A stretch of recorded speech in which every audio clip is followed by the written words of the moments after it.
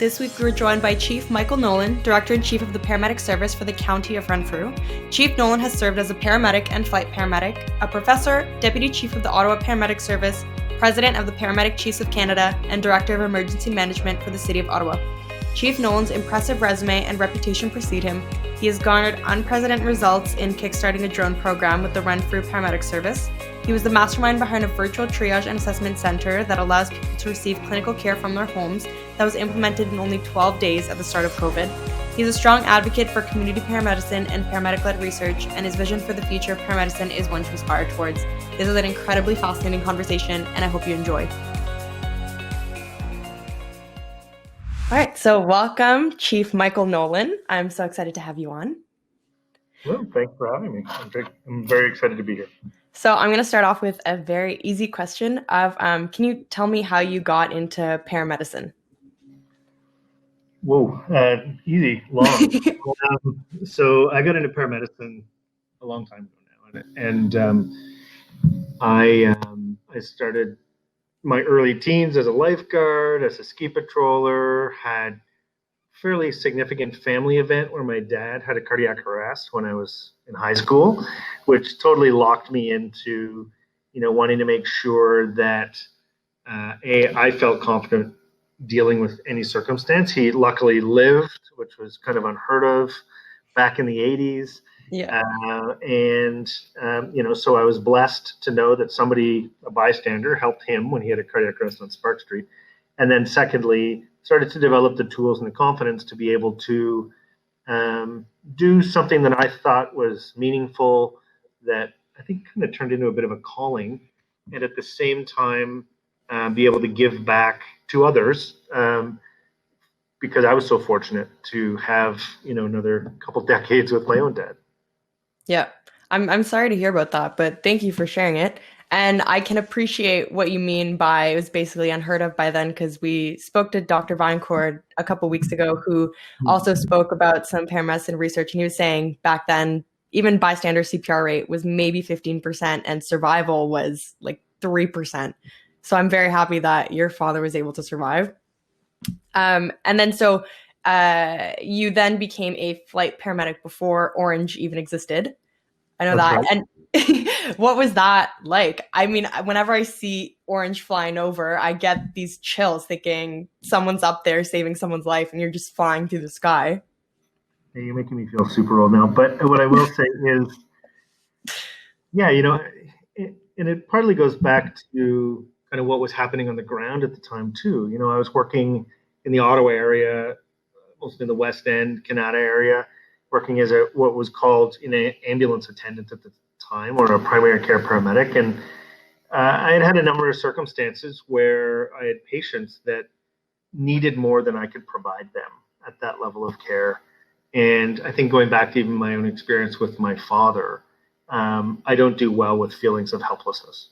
So for me, it was very much, how do I up my game personally, not be put in the circumstance where I don't have the answer or the tools or the ability to make a difference for those folks. And at the time, really the only option was to work on the air ambulance. So I went from being a primary care paramedic to an advanced care paramedic in Toronto, and then a critical care flight paramedic, working on helicopters and planes all over the province. And it remains one of the most amazing jobs and privileges you could ever have as a clinician, because I had really focused my practice working with Indigenous communities that were remote by any definition. We'd be flying in the middle of the night, and people would be bringing their snowmobiles out to the airstrip to light it up so that we could land on the ice. Wow. To be able to go in and, help someone, save someone's life, deliver a baby, whatever it was, in the most austere conditions imaginable. So that's kind of how I cut my teeth as a paramedic. That kind of leads into something that you're working on that I find very interesting, but a different sort of flying. I know you are a leader in the AD drone delivery program, which we heard a little bit about with Dr. Vinecourt, just him talking about it. But if you could expand on that and what you're doing, I know one of the big things is getting AEDs to increase the use of that for cardiac arrest. But do you think it's going to be used, say, for everything at some point, say blood products or what it may be, an EpiPen or whatnot? Sure. So you're laying it out here nicely for me because you're tapping into some of my passions, and I can see this vignette reel in my head of kind of how I got to where I am all of a sudden. You're giving me some clarity in life. So what I would say is, yeah, you combine some passions around looking at saving people's lives, like from a pure cardiac arrest perspective, especially sudden cardiac arrest in community. You combine my passion for rural and remote practice, and then my inner child, and saying, how do I use technology to be able to solve problems that were otherwise like Gordian knots, right? The unsolvable. Yeah. And how do you bring all of that together and leverage passion, technology, and integrate that in a way that's going to make a meaningful difference in someone's life. So, I've been very fortunate. I've served as the president of the Paramedic Chiefs of Canada. So I've traveled all over the world looking at best practices, met some really influential, interesting folks, both in industry and in healthcare and in government. So I have the privilege of not just daydreaming, but also connecting ideas to reality. And I would say if I have a sweet spot, it's about doing that sort of in record time to be a little bit disruptive, but a little bit leading edge in terms of making my staff's ideas, my ideas, and other people's ideas a reality. And I think that's probably one of the kickers for me is, using drones, right? I started the AD program for the city of Ottawa when I was the deputy chief there, and hung them in libraries and rinks and, shopping malls and all kinds of public places that have since saved countless lives. And Christian's work, Dr. Vaillancourt's work, certainly informed a lot of those decisions as to, what are the odds ratio of putting a defib in a casino versus putting a defib in a library, right? We know where it's going to get used more often. We know what the ROI is on that. So what is largely ignored is the fact that 70 to 80%, depending on whose research you believe, acknowledges that sudden cardiac arrest is only 30% in public places where I would have hung those defibs, and that 70% or so are happening in private residences in the community. So there's your question. How do you get a defib in the hands of somebody who can be instructed over the phone, or like the Fisher-Price kind of start with the green button and work your way towards red and deliver a shock, and integrate drones in that? So I brought together the best drone company in Canada called Indro Robotics, together with our partners in the medical device industry at Physio Control, then Medtronic, and now Stryker, and others at Philips, and so on, to say, hey, look, you give me a drone, and you guys give me your defib that I'd otherwise hang on the wall, and can you make that drone faster and stronger, and can make that defib lighter and cheaper, and I'll put them together and I'll save some lives. And that's what I've done. So you say disruptive, I say life-saving and amazing. And are you using them yet, or is it still kind of in production? I can imagine how long that takes. Yeah, well, and again, in the world of government, that should not be possible today, right? Given the fact that drones are still an evolving industry, and I'll use, there's a small caveat, but can only be flown within visual line of sight. Mm-hmm. So for anybody listening, what that means in lay terms is it's a kite.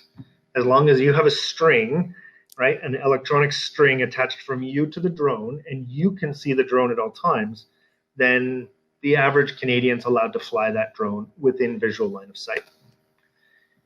The other Gordian knot or impossible task was to get Transport Canada to agree that it would be safer for paramedics to fly a drone beyond visual line of sight, knowing that they were going to deliver a defibrillator, somebody in cardiac arrest, and that would be the only opportunity for that person to live, than to not allow us to make that flight.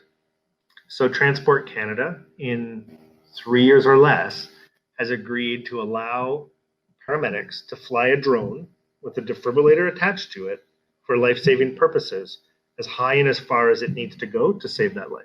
Wow.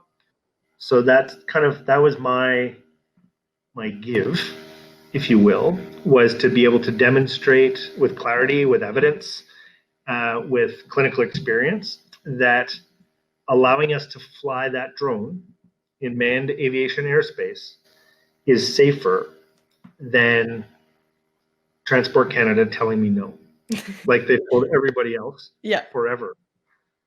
Like the FAA has told everybody in the United States forever.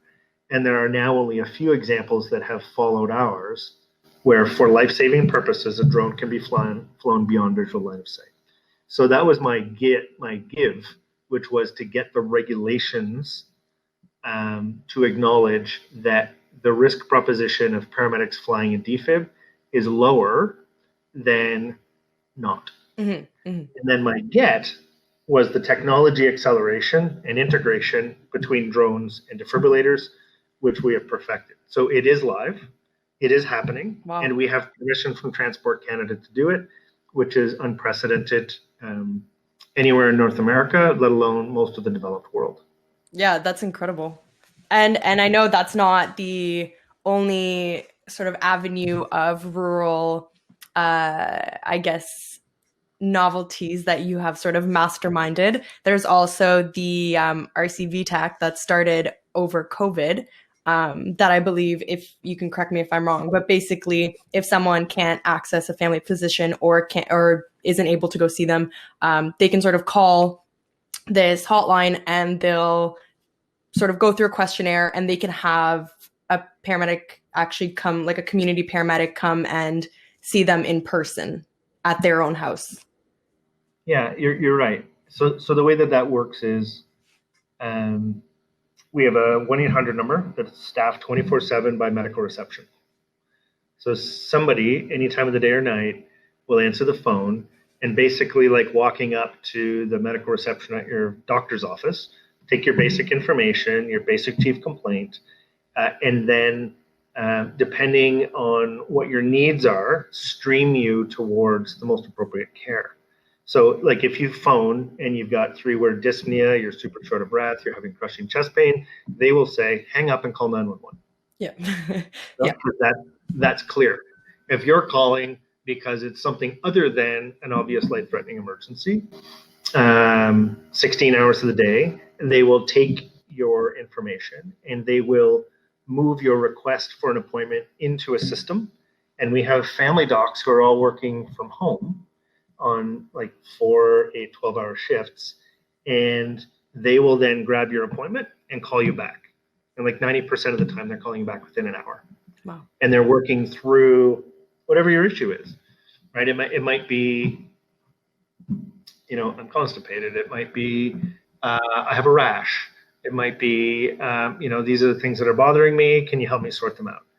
And if it's a rash, then we have a program where the doc can say, okay, you're calling me on a phone. I'm sending you a link to your phone. Just click on the link and you're going to show me your rash. And they can look at it, walk you through it. And if it's like, yeah, and you need some steroid cream, we're going to call in a script. Do you use Shoppers or Rexall, or where do you live? Okay, I know where the closest one is. There'll be a script there waiting for you. And if you want to phone them and arrange delivery, go ahead. And but so if it's not something that we can figure out over the phone, either talking or video, and there's, let's say, moderate concern about your condition. So let's say you're having some shortness of breath with exertion, your ankles are getting puffy. So then the physician will consult with a community paramedic and say, I've got this patient, here are my concerns. I don't want to just send them to the hospital, because it's probably not good for the patient. It's probably not good for the hospital. Mm-hmm. Let's see if we can sort this out in the community. So the community medics 24/7 will say, okay, yeah, I'll be there in X number of minutes. We'll pop over. Patient will be expecting us. We'll have our PPE and all the COVID precautions. And we'll do a full assessment. And we'll listen to your lungs. We have ultrasound, point of care testing, eye stats, blood draws, you name it. rehydrate you if you need it, give you meds, and do that in consultation with the physician. So we may call the doc back and say, yeah, you know what? I think this is a new onset. It's kind of looking like heart failure. I think we need to book them for these specialties. Why don't we do a trial of Lasix, and we'll help them get flying straight. And if they have a family doc, we'll encourage them to follow up with the family doc. And if not, we'll book you for a follow-up appointment. So a couple follow-up thoughts. First, I love this program and this service because I know a big concern that has come out throughout COVID is the fact that a lot of people weren't going to the hospitals with fear of contracting COVID there, which then, I mean, say if you might be having a minor stroke at that time and you're scared to go in, it could progress to something a lot worse. So this is incredible for allowing people to stay home if they can't go to the hospital and still get that excellent care.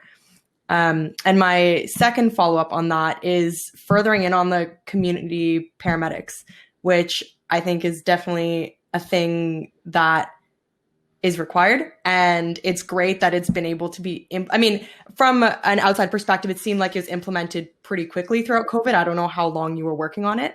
But I'm sure it's going to continue after COVID.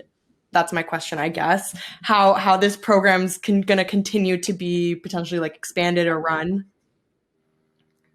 Yeah. So maybe on the first point, we set what we call VTAC, the Virtual Triage and Assessment Center, up in 12 days, wow. and we did it for all of Renfrew County, which is about 10,000 square kilometers,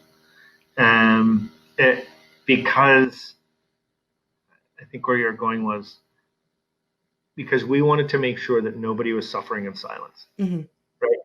There were tons of barriers to reliable information, to access to care, and a lot of mixed messaging. We as a society said, stay home. Mm-hmm. And when we stay home, we mean it. Oh, except unless you need healthcare. And so what we said here was, no, we actually mean it. Yeah. So if you have a question about your health, and you have a family doc, please call them. If you can't get a hold of them, or you don't have a family doc, call this number. And we will help you navigate the system to get the most appropriate care at the lowest cost with the greatest availability in an unprecedented way. When I don't know of any community in Canada that can say that every single person has access to 24/7 primary care. Mm-hmm. It does not exist. No. We have it. And we've treated over 20,000 people in the last 7-8 months. And those people that are on that tipping point of maybe you need to go to the hospital, maybe you need this, maybe you need that, the community paramedics have gone in and helped sift through that decision making by providing hands-on clinical decision making as well as doing a COVID swab. Right, if that's what it takes to kind of help you figure it out. And then we started to do, actually we're going to do in-home strep tests too, because we need to differentiate between this and that. And then, and then we're doing, UTI and So part of it's just about that differential diagnosis, and part of it's about giving people good choices at exactly the time that they believe they need choices.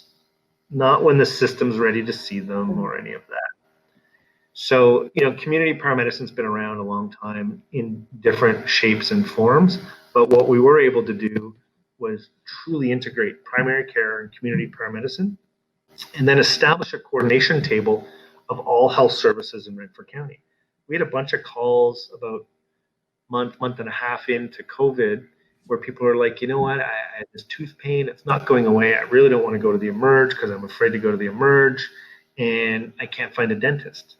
So, phone a friend. So one of the family docs talked to a dentist and said, if we get you PPE, if we get you N95 masks and the stuff you need, because they were hen's teeth at the time just to be able to find the stuff, could you open up for us? If we were to refer clients to you that we've already done a run of antibiotics and we've already done this and that because we believe they need dental surgery now. And they're like, yeah, for sure. We'll be a part of your little club. Wow. So now we've got all of these ancillary services Like palliative care, right? We had a bunch of people. They're like, you know what? I'm afraid to go to the hospital. I want to die at home. I don't have the services to die at home. Can you work with me to be able to get the help that I need? And we're like, yeah, for sure. Mm-hmm. So we set up a palliative care table and got all of them to figure out how to make that work. And so you were deputy chief in Ottawa. Now you're chief at Renfrew County. Now bringing in these services like the RCV TAC, the community paramedicine, the drone program, can you speak to the differences of, say, being a chief in Renfrew where it's more rural and the needs in the rural settings versus, say, in Ottawa, a downtown hub, and the differences that are required in those two settings? Sure. So, I should probably start with an apology, and that is that there isn't much of a difference. And that is, I won't just use Ottawa. I'll use urban versus rural versus remote versus whatever, because people get their knickers in a knot when I start talking about other people's places. But the reality is that the difference between programs is often about spread and scale, right? When you design something well, then you've got the foundation figured out, the walls figured out. And you do it in a way where, as the kids get older, you can move walls, or you can add to the foundation, or you can, have some flexibility by design. So if you think from a Scandinavian perspective and you're designing an elementary school, you do it with long-term care in mind, right? You do it with, conduit for future plumbing. You do it in a way that acknowledges the reality is that when you have a population boom in year 1, right, by year 60, you're going to have an aging boom. Yeah. So how do you take a drone program or an AED program or, an VTAC program and make it scalable and spreadable in a way that acknowledges, well, let's use Ottawa because that's where I grew up. Ottawa today was Canada, Nepean, Gloucester, was smaller communities, right? And if you grew up in the West End like I did, you lived in Graham Park, or you lived in Bayshore, or you lived in Britannia. Renfrew County is no different. Renfrew County has Deep River, has Eganville, has Barry's Bay, right? And there may be more space in between them. But every city, regardless of its size, is built on neighborhoods. And I think when we look at design and sked and spread and scale, we'll acknowledge that neighborhoods are smaller units, smaller congregations of populations of similar interest, right? You can take Westboro and say, okay, well, what do we need in Westboro? Well, on a Friday afternoon, in Westboro, if you've ever tried driving down Wellington, you're not getting anywhere fast. No. Right? So how would a drone positioned in the Westboro neighborhood work on a Friday afternoon versus a drone positioned in Cobden when it's still 15 minutes for the paramedics to get through the traffic in Westboro to get to you, or it's 15 minutes to drive 15 kilometers in Cobden just to get to you? Yeah. So there are reasons that we do things that can change. But as we spread and scale and design these programs, they need to be flexible by design. So that's why, I often take a design build approach to the programs that we do, where if you need to spread it and scale it, you need to acknowledge the problem that you're solving and then be open to the fact that that problem is going to change as you create solutions. Yeah. So when you look at an urban application for a drone program, it might be a population density issue, right? It might also be a vertical issue, right? Maybe you need to actually be on the 21st floor and it's faster to get there with a drone than it is to wait for the elevator, right? Maybe if you have, so we use our drone for search and rescue, for example. So it's not uncommon, as you know, for somebody in the Ottawa River to phone in a kayak that's overturned, right? So the fire department and everybody go racing down there and jump in their boats and go out and go, yep, it's a kayak that's overturned, and there's nobody holding on to it. In our application, we often have snowmobiles go through the ice. And guess what? Everybody runs out on the ice, right, to see if there's anybody in the hole, right? Yeah. So you can imagine that. And we've had this happen a number of times. In fact, one of my staff got the Medal of Bravery for Canada for running out on the ice to help, the situation. In his case, luckily, there was still a guy holding onto the ice. And my guy didn't die with the rope tied around his waist and didn't know how to swim. When you look at that in practical terms, and say, you know what, I can fling a drone out there faster than anybody can run. And I can tell you if there's somebody to save or not. Mm-hmm. I can do that in a way that I'm not putting someone's life at risk. Mm-hmm. So in the rural context, distance is the enemy. In the urban context, right, often congestion is the enemy to response. So imagine when you're on the Queensway and there's a motor vehicle collision. Right now, they use traffic cameras quite well, actually, by looking at those scenes and going, it's not that bad. Certainly not as bad as it sounds. Yeah. Right? What would that look like with a drone and sensors that could help us with that? So we have night vision capability, for example, in our drone. So with the FLIR, we found many hiker, hunter, overdose person that have taken off in the woods or lost themselves by simply sending out looking for a heat signature and then being able to coordinate our response. So it's less personnel, it's higher level of situational awareness, and you can also share that image with all of the responders on the ground so they know what they're looking for. So I have a question that if you don't like it, I can just scrap it. But because I don't want to start anything, but I actually have a question as you speak to the rural versus urban and how distance is the enemy versus congestion. And I know a problem, this is more a question of like how you navigate between municipalities, because I know there was a time about a year ago, well, I'm sure it's still kind of ongoing, but I know a few guidelines were implemented to try and negate this, but that there was a lot of overlap in terms of Ottawa in particular using a lot of requiring ambulance help from different municipalities, and then there's that overlap. And so how do you then navigate between the different settings? And then, I mean, time is of the essence. So if someone's further away in Renfrew, but then the ambulance is sort of stuck in the congestion of Ottawa, and then there's that crossover. So I don't want to start anything bad. I'm just a bit curious on that, like, oversight or how you even handle those situations. So at a policy level, there's a provincial rule that says that the closest paramedic goes when somebody calls 911 needs paramedics from an emergency perspective. Mm-hmm. So, and I think any ethical person would agree with that, right? You're asking for help, the closest one goes. The irony is that that rule doesn't actually apply to other emergency services. You live on this side of the street, that fire department goes. You live on that side of the street, this fire department goes. For the most part, there are some mutual aid agreements and that kind of thing, or same with police forces between, the OPP and Ottawa Police, for example.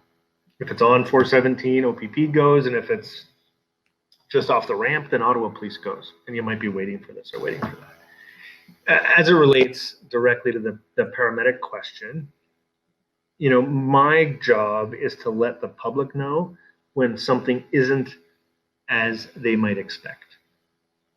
So you've probably heard me in the media kind of chirping about this issue and saying, hey, you know what, we're happy to help our neighbor, but our neighbor needs to help themselves too.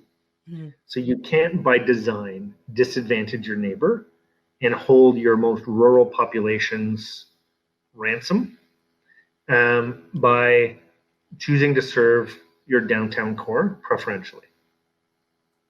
And if you do, the public deserves to know about that. And then when it starts to affect, my side of the fence, if you've ever had an issue with your neighbor, then it becomes a different conversation. Because when I don't have any ambulances left in Renfrew County, because they're all cutting somebody else's grass that isn't their own, they use a loose analogy, then you have to address it. So you address it by making people aware. You address it by saying, how do we change these rules?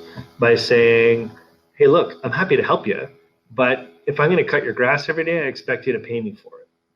so that I can actually use that money to make sure I have people in my own backyard when I need them. So a couple things have changed. COVID has been a game changer in terms of the way people use health services and paramedic services, probably to the better. Municipal councils need to take stock of what their responsibilities are and then design programs and funding around that so that Ottawa or anybody else has enough money to hire enough paramedics to take care of their own needs. It gets a little bit more murky when you're into issues of hospital offload delay and, hey, I can just keep throwing money and paramedics at this problem, but if they're just going to become waiting room attendants for the hospitals, that's not helping anybody either. But I would say that, with the leadership change in Ottawa, Pierre Poirier is now the new chief. With community paramedicine programs, onboarding, and actually dealing with many of the issues really far upstream, like, the number of people that end up getting transferred to hospital, so we're not there in the first place to get stuck there, to deal with better rules and integration and rationalization of service. I would say there's a light at the end of the tunnel on this issue. So I don't shy away from it in any way. I'm full on. It's like, here's what it is. Here's what we're doing to fix it. Innovations like VTAC go a long way to solving some of these problems because, people call 911 as a last resort. Yep. I'm not one to say that, we're getting rid of unnecessary 911 calls, because if that's the only choice that comes to mind when you have a problem, then it's necessary for you. And our obligation is to either give you better choices or to serve you better when we're your last choice. And that's what we're trying to protect. That's a great little one-liner. And I have one last quick question for you. Back to sort of your design build model of planning everything with the intention of how it's going to serve in the future. Everything that you're sort of implementing now, where do you see that going in the future of paramedicine in Ontario? What do you kind of have in mind in terms of further programs or services, or what research you want to continue, or just really everything? How do you think paramedicine will look in the next, say, 10 to 20, 30 plus years? I recently did a little talk for Algonquin College on this issue, and I said, in my 30 years, it doesn't look anything like it did when we started. And I hope that, I'm able to put a couple of thumbprints on it so that it doesn't look anything like it does today in 30 years. Yeah. And part of that's about figuring out, that little pin on the rudder that if it's not there, you go nowhere, right? You just keep going in circles. So there's a couple of little pins in the rudder of my profession that I think need to get addressed so that it can be full scope, full scale. And, the first thing is, paramedics need a regulatory college so that they, keep the public interest and public safety front and center. Mm-hmm. That it's not a government bureaucrat or a doctor or a paramedic, an individual paramedic, that decides what's best for the profession. We need to do it based upon the public's best interest. The second part of that is that paramedics need to get more engaged in evidence-based practice and the creation of paramedic-led research. And then I'd say the last part is that paramedics need to be sitting at the tables where decisions are getting made. And in the absence of a regulatory college, we don't sit with the regular health professions to be able to guide best practices or to be able to fully integrate at a policy level with the other health professions. Mm-hmm. So, I'd summarize that by saying we need to stop sitting at the kids' table and move over to the adults' table so we can be a part of the conversation, hear what's going on, but also contribute to that conversation. That would be my first thing. The second thing that will define the profession in 20 or 30 years from now is that I think entry to practice needs to be a degree-based education so that we have less technical imperative and more of a clinical focus on what's unique about paramedic practice. And I'm incredibly proud of paramedic practice. It's not easily defined because we're generalist by design. You can imagine, for whatever reason, anybody picks up the phone and calls 911 is the problem that the paramedic needs to solve that day. Mm-hmm. So how can you not be a generalist when the only filter between you and the request for service are 3 digits on a phone? Right? Yeah. So you better be good at figuring it out or figuring out how to answer the question that patient is asking you to solve. So that's why I think the blend of a regulatory college, advanced education that is dovetailed with other allied health professions, as we've seen in the UK, for example, you can take a paramedic degree and with an additional 2 years become a GP or family practitioner. You look at the Australian model where it's heavily academic focused and they're pumping out PhD paramedics like crazy because of the way that they have incentivized advanced practice. So they're using a shade of our community paramedic program, working with Indigenous and rural populations, where the paramedic is the only health provider in many of those communities and are providing full service, full scope care, like the paramedics in the UK who now have prescribing rights, for example. So, you take regulatory college, advanced education, and ladder that in a way that has career progression, either within the discipline or to other disciplines. And there's nothing wrong with that. And then I would say, lastly, how we adopt and integrate the use of technology is absolutely going to be the game changer, right? Everything is lighter, faster, more readily available. So, the paramedics I work with now, they have iStats, right? So they're doing full blood analysis in the home in seconds to be able to guide, really solid decision-making around care pathways and collaborating with other providers such as primary care physicians to be able to, stop throwing darts at a board to figure out what the problem is and actually having the data on hand in seconds to be able to make good decisions, get care started, and move on. And that's where I see it going is fully integrated, fully leveraged by technology, and do it in a way that allows people, patients, to have the answers that they deserve when they deserve them and to get on with their lives. Well, I think those sound like fantastic goals. And for the sake of that being the future, I hope that paramedicine looks nothing like it does now, if that's where it's headed. That sounds amazing. And I think all these services and sort of novelties that you're starting to implement or have implemented already are definitely on the good track for that. So I'm very excited for that. And this whole chat, I learned a lot from it all. And thank you so much for that. That was incredibly fascinating to hear about all this and everything that you're doing. Yeah, thanks for the opportunity. And I think as things continue to move and move quickly, I think the role you're playing is an important one in terms of getting the word out, and hopefully encouraging other people to lean into the problems that they have, so that society as a whole can truly benefit from good ideas, good practices, and if we've learned any one thing from COVID, is that behavior change is possible. Yeah.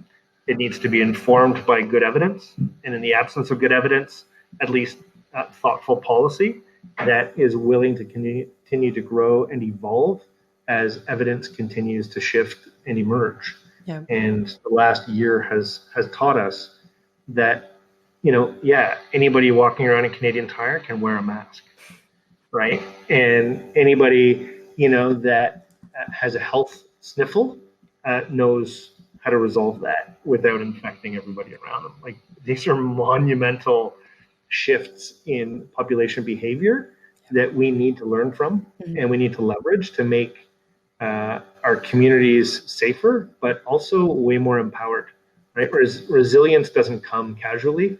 It comes through empowerment, and that can only be steered with good knowledge to back it up.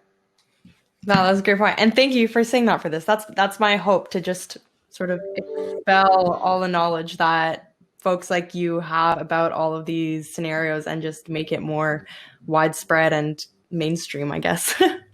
Well, you got a role in this too. So thank you for taking it on and asking thoughtful questions and being really human about the way you do it. So Thank great you job. so much. Thank you. I appreciate that. And have a great So day. whatever your product is at the end of the day, I'd love to see. Yeah, see it. absolutely. I'll send it. It'll actually be coming out next Monday. So I'll send it to you once it's all set up and good to go. Sweet. I'd love to see it. Thank you so much. Okay. See you. Bye. Thanks for joining us for another week. I hope this episode gave you some further insights into the world of paramedicine and the incredible work that Chief Nolan has done and continues to do. If you are enjoying the show, please don't forget to take a minute to rate and review, leave us your thoughts and comments, and otherwise I look forward to seeing you all again next week.